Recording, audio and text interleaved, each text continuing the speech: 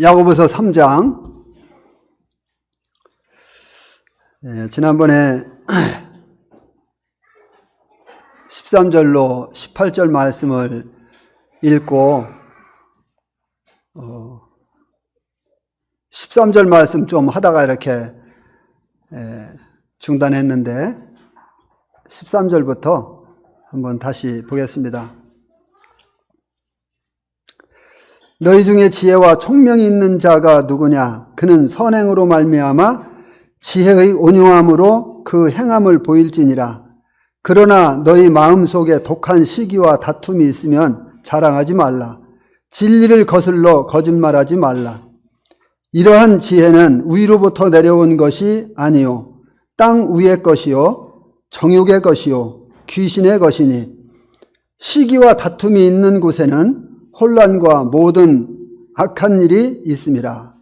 오직 위로부터 난 지혜는 첫째 성결하고 다음에 화평하고 관용하고 양순하며 긍휼과 선한 열매가 가득하고 편벽과 거짓이 없나니 화평하게 하는 자들은 화평으로 심어 의의 열매를 거두느니라.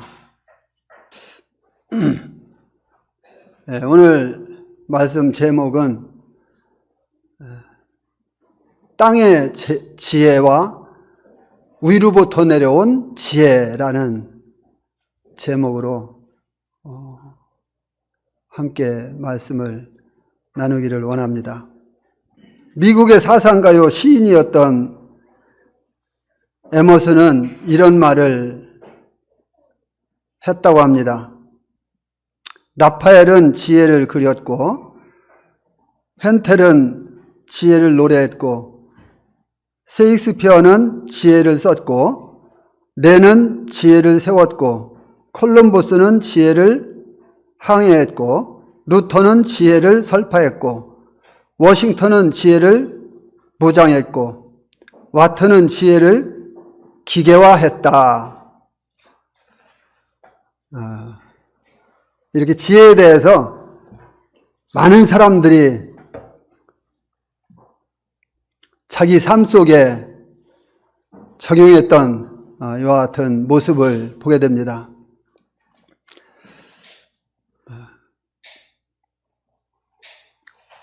이 지혜는 인간 활동에 있어서 모든 분야를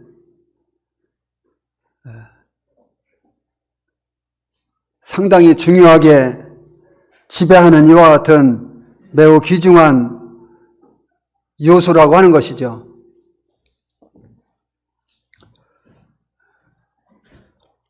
잠언 8장 11절 말씀 보면은요, 대저 지혜는 진주보다 나음으로 원하는 모든 것을 이에 비교할 수 없다고 말씀하십니다. 진주가 뭐예요? 그냥 알기 쉽게 보석을 말하잖아요. 저는 양자매와 결혼할 때 반지를 해줬거든요. 근데 둘이서 돈이 없으니까 우리 둘이서 돈 한번 모아보자. 그래갖고 50만 원 모았어요.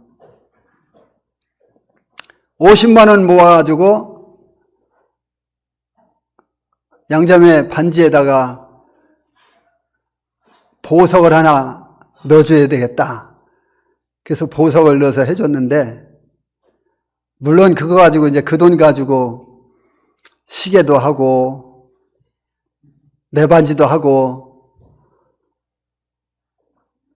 그리고 16만 원 남았습니다. 보석을 해준다고 해줬는데 나중에 알고 보니까 그게 보석이 아니라 뭐예요? 큐비래요. 근데 내가 보기에는 보석 같아요. 우리 자매도 보석이라고 생각하고 아마 받았겠죠?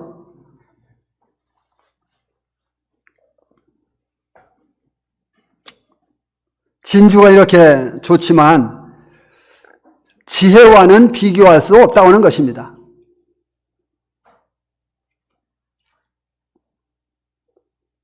우리 성도님들 보석 갖고 계시나요? 보석 갖고 계신 분들도 없잖아 있을 수 있지요.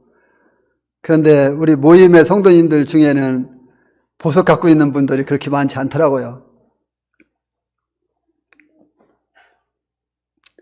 잠언 8장 12절 말씀에서도 보면은 나 지혜는 명철로 주소를 삼으며 지식과 근신을 찾아 얻는다고 말합니다.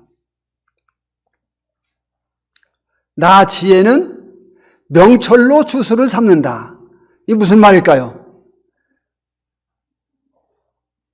지혜와 명철이 한 집에서 생활한다는 거예요.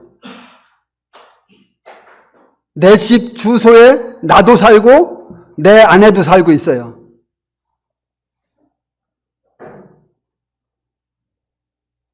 명철과 지혜가 한 주소를 갖고 생활하고 있다고 하는 것입니다. 동급으로 말하고 있는 것이죠. 우리 생활 속에 지혜는 참으로 필요한 것이죠. 그러니까 지혜가 명철과 함께 지혜를 수용한 자에게 사려 깊음과 올바른 판단과 또 이와 같은 모습으로 그 삶이 성공적으로 살아가고 또 윤택한 삶을 살 수 있고 이렇게 될 수 있다고 하는 것이죠. 지혜가 그렇게 중요한 거예요. 우리 생활 속에. 주님이 성경을 많이 보신 분들은 잘 아십니다마는 성경의 지혜에 대해서 얼마나 많이 다양하게 기록해 주시고 있습니까? 여기 13절 말씀을 다시 한번 보시겠습니다. 너희 중에 지혜와 총명이 있는 자가 누구냐? 그는 선행으로 말미암아 지혜의 온유함으로 그 행함을 보일지니라. 일반적으로 지혜와 총명이란 생활 속의 습득한 지식을 토대로 해서 모든 사물의 옳고 그름을 판단하는 능력을 이야기해 주고 있죠. 이 판단의 능력이 있어야 우리가 살아가는 데 있어서 큰 도움을 받는 것입니다. 본문에서 야고보는 성도가 가져야 할 하늘의 지혜와 가져서는 안 될 땅의 지혜에 대해서 우리에게 여기에 말씀해 주시고 있다고 하는 것을 우리는 놓쳐서는 안 됩니다. 땅의 지혜는 무엇입니까? 자기의 소욕을 따라서 하나님의 참 지혜를 배척하고 그리고 세상적이고 정욕적이고 마귀적인 이와 같은 지혜만을 추구하는 이런 것을 이야기하는 것입니다. 우리 하나님께로부터 내려온, 하늘에서 내려온 하나님이 주신 지혜가 무엇인지, 어떤 것이 참 하늘에서 내려온 지혜인지, 땅의 지혜는 무엇인지, 이것을 잘 분별하지 않으면은 이 세상을 살아가는 데 있어서 뒤죽박죽이 될 수 있다고 하는 것이죠. 그리고 내가 참 잘 살고 있다고 생각할지 몰라도 결코 주님이 보실 때에 그것은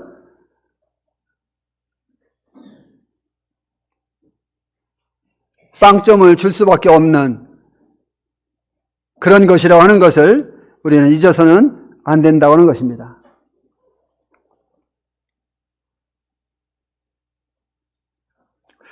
그래서 고린도전서 1장 21절 말씀 보면은 이 세상의 자기 지혜로 하나님을 알지 못한다고 말씀하고 있습니다. 전도서 1장 18절 보면은 지혜가 많으면 번뇌도 많다고 했습니다. 이것은 모두 자기 지혜이며 땅의 지혜입니다. 지혜가 많으면 번뇌도 많다. 어떤 지혜를 갖고 있길래 번뇌가 많을까요? 하나님이 주신 지혜가 아닌 땅의 지혜이기 때문에 그런 것이죠.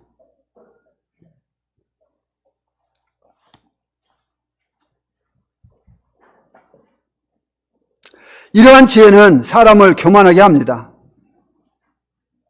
이런 지혜는 사람을 교만하게 하고 자기 자신을 과시하고 자기 자신을 높이는 것입니다.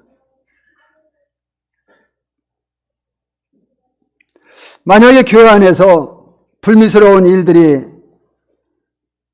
일어나서 분열을 일으키고 친교보다는 불화를 조성하고 교회가 어렵게 된다면은 이것은 땅의 지혜로 말미암아 왔다고 하는 것을 우리는 빨리 알아차리고 눈치채고 그와 같은 것에서부터 벗어나야 되는 것이죠.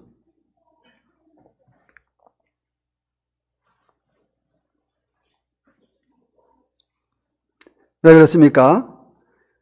땅의 지혜는 세상적이고 정욕적이기 때문에, 그리고 마귀적이기 때문에,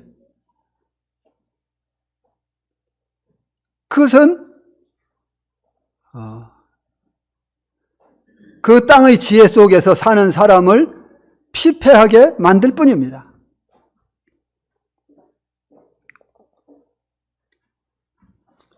야고보는 지혜와 총명이 있다고 말하는 자들에게 이렇게 말합니다.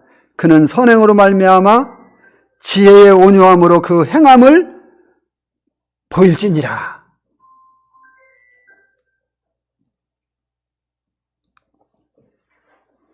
여기 그냥 보이라고 말하지 않고요, 그것이 위로부터 온 지혜냐 하는 것을 보이라고 하는 것입니다.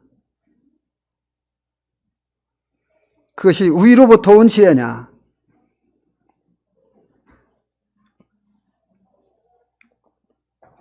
이 위로부터 내려온 참 지혜를 가진 사람은요, 그에 합당한 행함이라는 열매를 온유함으로 맺는 것입니다.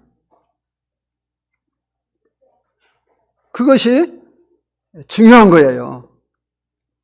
하늘로부터 내려온 참 지혜는 항상 온유함 가운데 행해지기 때문에 중요한 것입니다.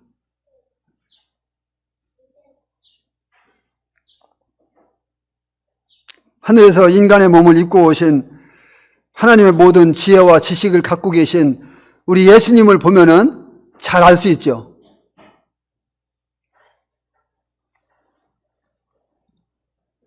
예수님이 가지고 있는 그와 같은 지혜가 우리들에게도 있어야 된다고 하는 것을 우리는 교훈받게 되는 것이죠.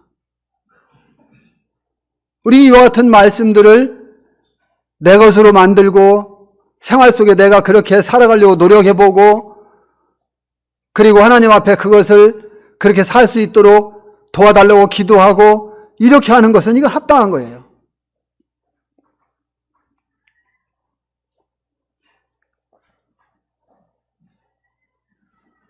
만약에 주님께서 우리에게 정말 네가 정말 지혜로운 자라는 것을 어떻게 증명할 것이냐라고 묻는다면은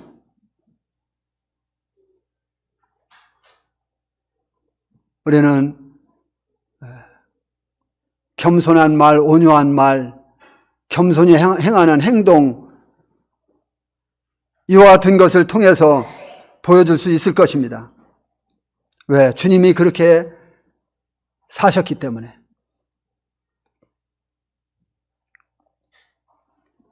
14절 말씀을 좀 보시겠습니다. 그러나 너희 마음속에 독한 시기와 다툼이 있으면 자랑하지 말라. 진리를 거슬러 거짓말하지 말라. 독한 시기, 이 독한 시기는 잘못된 열심에서 나오는 적대적인 이와 같은 말을 말하는데요. 그러니까 적대심이죠. 시기가 불러온 결과는 참으로 그 나리에게 엄청난 대가를 지불했던 것입니다. 우리 마음속에 혹시 누군가를 시기하는 마음이 있습니까? 물론 없을 거라고 믿습니다.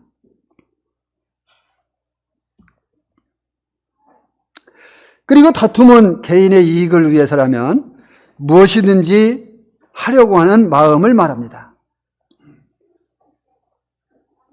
다투면서라도 하는 거예요. 자기 이익이라면.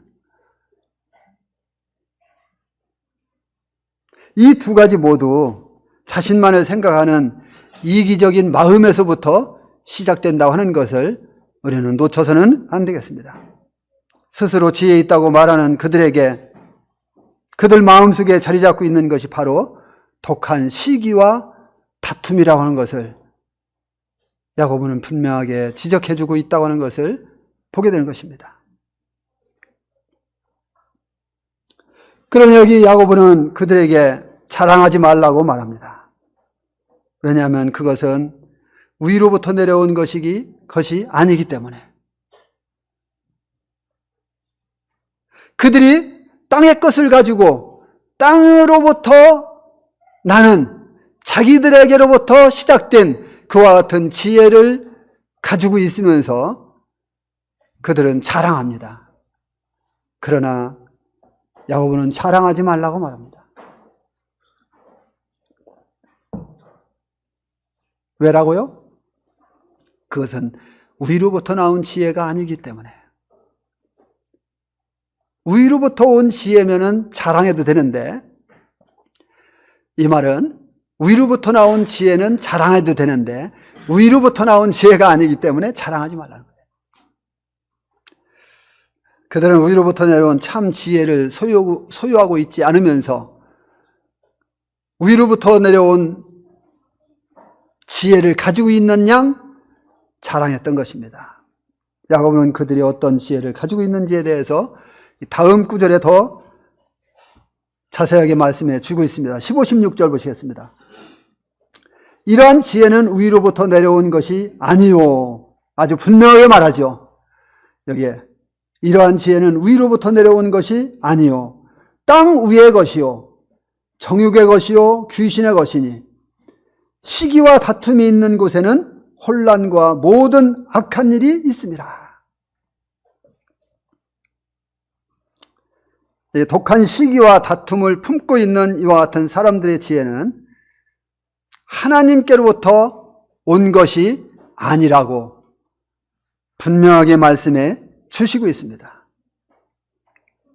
그들이 갖고 있던 지혜는 땅 위의 것들로서 정욕의 것이요 그리고 마귀의 것이라고 하는 것입니다.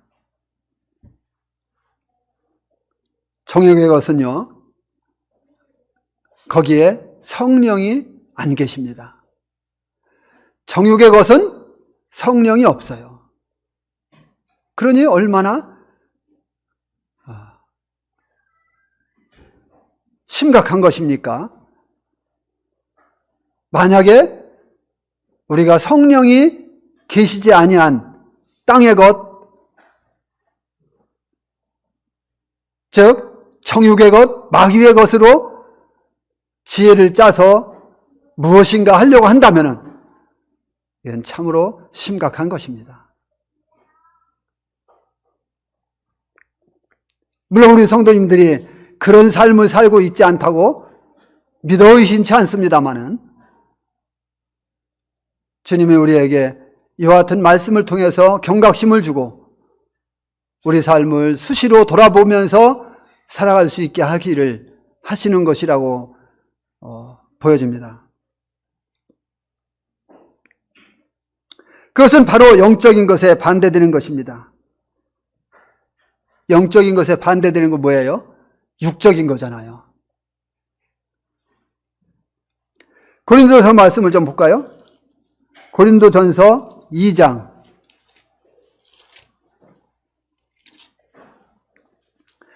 고린도전서 2장 14절 말씀을 보면은 이렇게 말씀하고 있습니다.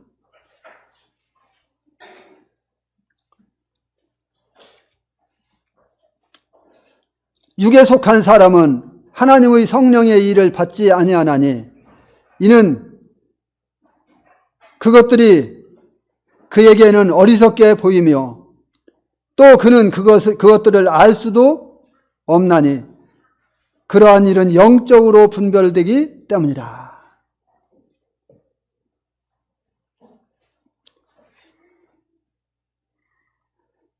여기 2절에 14절에 말씀하고 있는 육에 속한 사람은 어떤 사람입니까? 자연인을 말합니다. 구원받지 못한 사람을 말합니다. 성령이 그 안에 없는 이와 같은 사람을 말하는 것이죠. 이런 사람은 영적인 것을 아무리 이야기해줘도 받지 못한다고 말합니다. 이해할 수 없습니다. 깨달을 수 없습니다. 도대체 그게 무슨 말씀인지 모릅니다.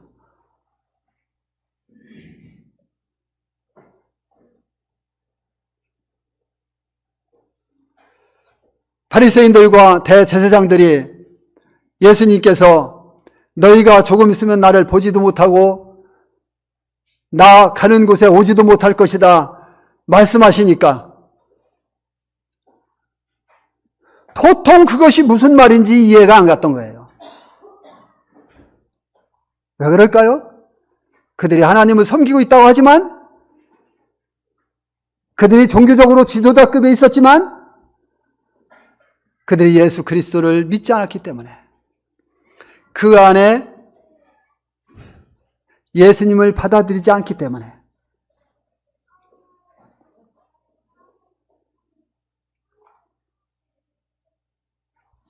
만약 그 기회를 그들이 포착했다면 주님이 그들을 향해서 그렇게 말씀하시지 않았을 것입니다.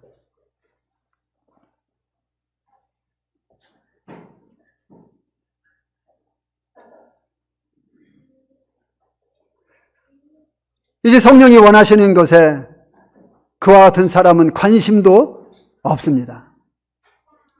알지 못할 뿐만 아니라 깨닫지 못할 뿐만 아니라 이해하지 못할 뿐만 아니라 관심도 없다고 하는 것입니다.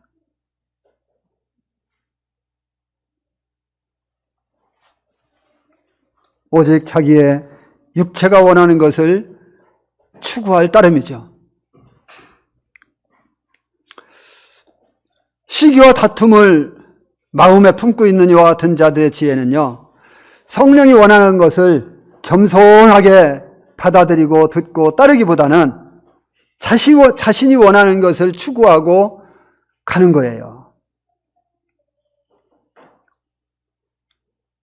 귀신의 것이란 타락한 천사, 마귀의 속성을 그대로 갖고 있다는 것입니다. 에베소 2장 2절로 3절 말씀을 보게 되면은 믿기 전 성도들이 이와 같은 삶을 살고 있었다고 하는 것을 말씀해 주고 있습니다. 육체의 소욕을 따라 세상의 풍조를 쫓아 사단의 꾀임을 받아서 사는 자들에게 어떻게 위로부터 내려온 참 지혜와 그 결실이, 그 열매를 기대할 수 있겠습니까? 안 되는 것입니다. 만약 우리들의 삶 가운데 시기와 다툼의 마음으로 혼란과 여러 가지 악한 것들을 만들어낸다면, 그렇다면 그는 다시 한번 자신을 살펴보고 돌아보고 점검해 보아야 할 필요성이 있다고 하는 거죠. 우리 야고보서 말씀으로 와서 다시 보시겠습니다.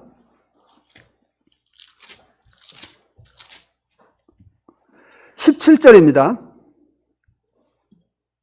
오직 위로부터 난 지혜는 첫째 성결하고 다음에 화평하고 관용하고 양순하며 긍휼과 선한 열매가 가득하고 편벽과 거짓이 없나니.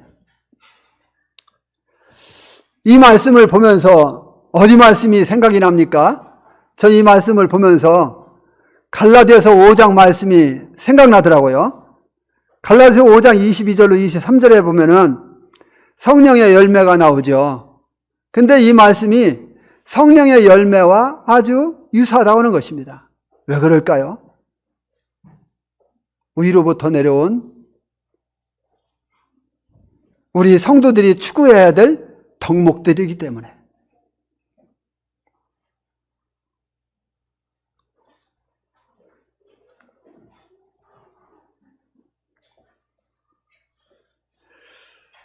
야고보가 말한 이 위로부터 난 지혜 첫 번째 특징인 성결은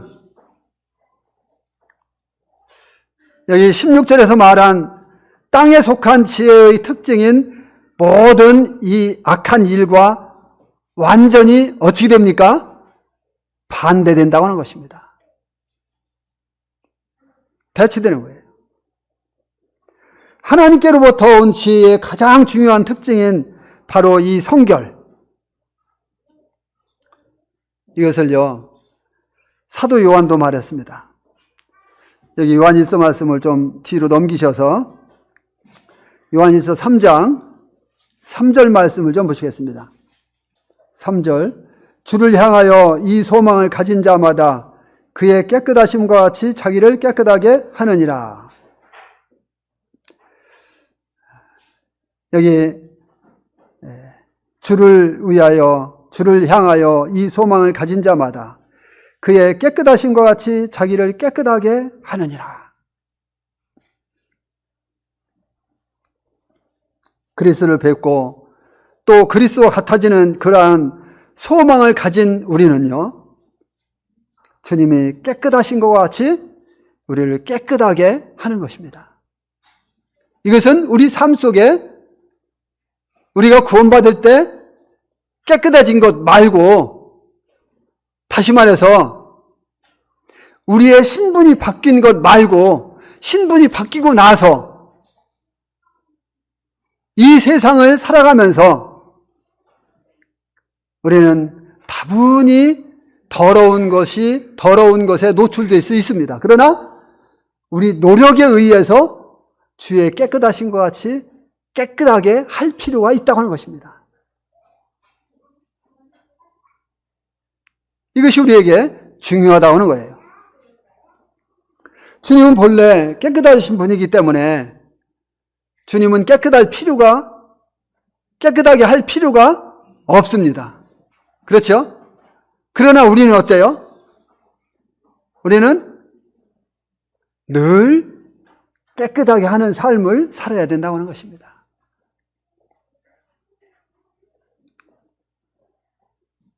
그래서 하나님께로부터 온 지혜는 그 어떤 악함과 혼합될 수 없다고 하는 것입니다. 거기에 혼합돼서는 안 돼요. 어떤 형제님이 말씀을 전할 때 그런 말씀 하시더라고요. 청년들에게 하신 말씀이었습니다. 청년들이 막 청년들 같은 또래 청년들하고 세상에서 막 지저분하게 살고 막 그러니까 왜 똥밭에 들어가서 똥 안 밟으려고 노력을 해? 똥밭에 안 들어가면 되지. 이러더라고요. 맞는 말씀 아닐까요? 우리는 원천적으로 그런 것에 노출시키면 안 된다고 하는 거예요. 우리 삶을 그런 것에 노출시키지 말고 우리가 늘 주님이 깨끗하신 것 같이 우리를 늘 깨끗하게 하는 삶, 상당히 중요하다는 것을 보여주고 있습니다. 그 다음에 우리는 화평을 추구해야 합니다. 이 화평은 하나님과 우리 사이를 화평케 하신 하나님의 본을 따라야 하는, 하나님을 믿는 우리들의 당연한 특징이라고 하는 것이죠. 우리 삶 속에 이런 특징이 있어야 된다는 거예요. 우리가 주님으로 말미암아 화평케 됐어요. 마태복음 5장 9절 말씀에서 예수님은 화평하게 하는 자는 복이 있나니 그들이 하나님의 아들이라 일컬음을 받을 것이라고 말씀하셨습니다.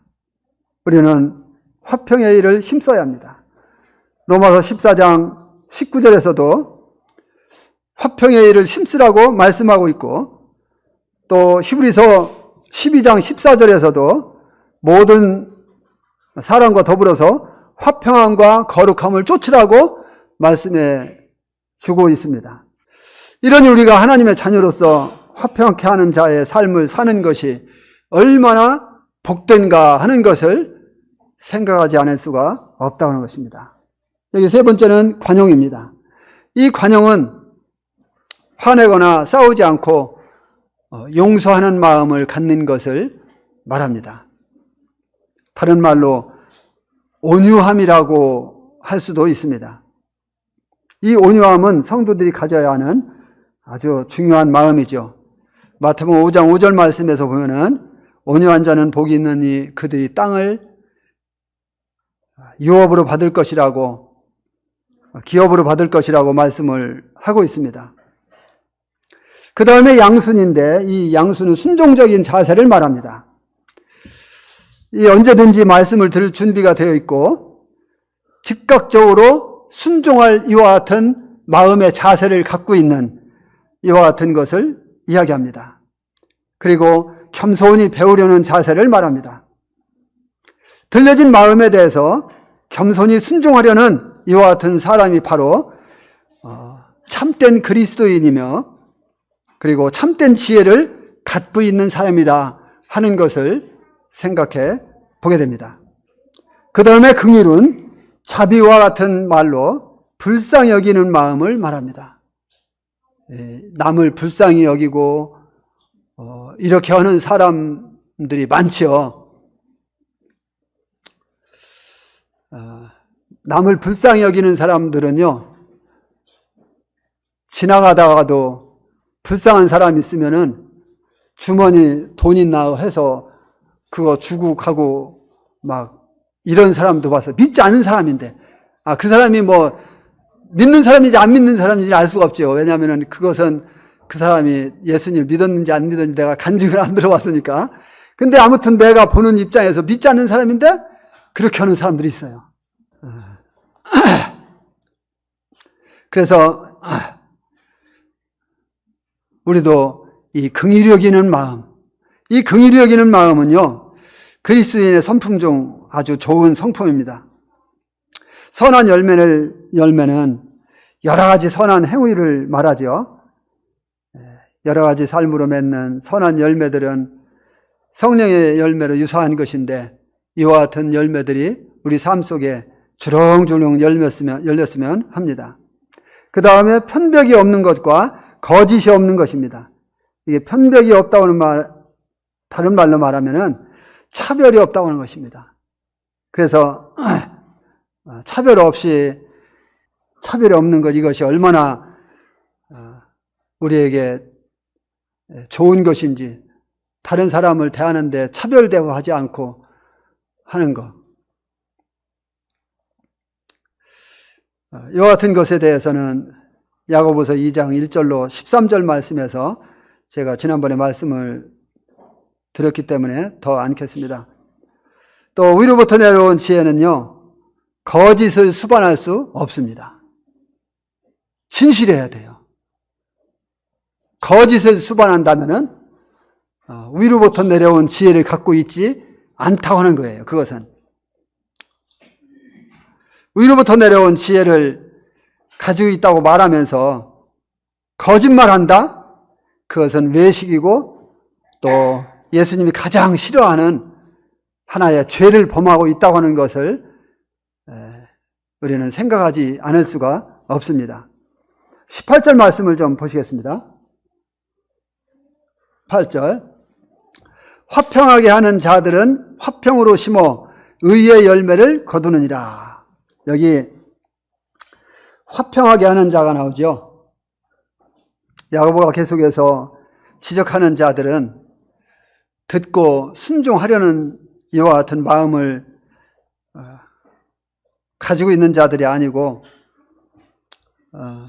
가르치려고 했으며, 그리고 그 다음에 독한 시기와 다툼이 있는 자들이고, 또 지혜 있고 총명이 있다고 자랑하는 자들이고, 이런 자들이었습니다. 그런데 여기 4장 1절 말씀 보면은 읽진 않겠습니다. 그들은 교회 안에서 많은 싸움을, 다툼을 일으키고 이러는 자들이 어떤 것이라고 하는 것을 생각하지 않을 수가 없습니다. 4장 1절에서도 역시 이와 같은 자들에 대해서 이야기해주고 있는 것을 보게 되죠. 화평을 만들기보다는 오히려 화평을 깨고 분쟁을 일으키는, 조성하는 이와 같은 자들이었던 것을 보게 됩니다. 말과 행동이 일치되는 참 지혜를 갖고 있던 사람들은요, 의의 열매를 맺는 것입니다. 그래서 우리는 말과 행동이 일치돼야 되는 거예요. 혹시 우리가 그렇게 살아오지 못했다면 나부터도 이제 고쳐먹고 노력하고 그렇게 하려고 무단히 노력하는 이와 같은 가운데에서 살아가야 된다고 하는 것을 생각해 보게 됩니다. 여기서 말하는 의의 열매가 무엇입니까? 17절에 기록된 위로부터 난 지혜의 열매인 것입니다. 이런 열매가 우리 삶 속에 가득해 나타나기를 소망합니다. 우리가 어떤 자들입니까? 참 다행인 것은요, 우리는 화평을 심는 자들입니다. 그리고 위로부터 내려온 지혜를 가지고 있는 자들입니다. 우리가 근본적으로 이와 같은 자들로서 우리의 삶을 통해서 17절에 나타난 위로부터 내려온 이 지혜의 특징들, 이 덕목들이 우리 삶 속에 주렁주렁 열리는, 그래서 우리 주님이 우리를 볼 때에 정말 마음이 흐뭇하시고 기뻐하시는 이런 삶이 우리 일주일 내내 또 이어질 수 있게 되기를 바랍니다. 감사합니다.